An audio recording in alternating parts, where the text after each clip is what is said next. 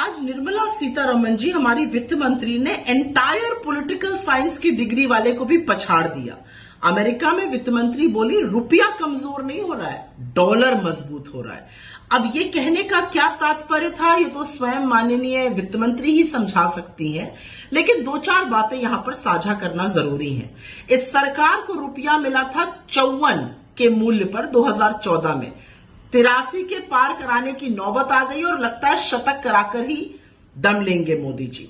दूसरी बात, रुपए को मजबूत करने के लिए पिछले 10 से 11 महीने में $100 बिलियन खर्चा किए गए हैं, लेकिन रुपया संभल नहीं रहा है, मजबूत नहीं हो रहा है, क्योंकि विदेशी निवेशकों को भारत की अर्थव्यवस्था पर और मोदी सरकार की नीतियों पर रत्ती भर भी भरोसा नहीं है।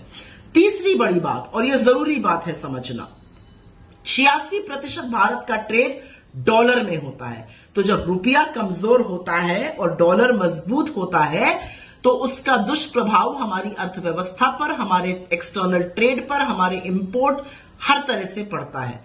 लेकिन वित्त मंत्री को तो इसकी चिंता ही नहीं है। उन्होंने आज एक नई थ्योरी निकाल दी, रुपया कमजोर नहीं हो रहा है, डॉलर मजबूत हो रहा है।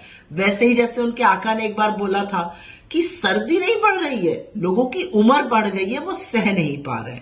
खैर, मुझे ऐसा लगता है कि कमजोर होता रुपया महंगाई को बढ़ाता है, टूटता होता रुपया आपके खाने की थाली तक को प्रहार करता है, और इसलिए वित्त मंत्री को इस तरह के बयान देने से बचना चाहिए। लेकिन लहसुन प्याज वो खाती नहीं है, रुपया जो है वो कमजोर हो नहीं रहा है, बेरोजगार है नहीं, फ्री फंड का खाना मिल रहा है, महंगाई कहीं दिखती नहीं है, यही सब बातें कहकर काम चलाया जा रहा है। देश की जनता जूझ रही है तो जूझे, उनसे उनको क्या मतलब है।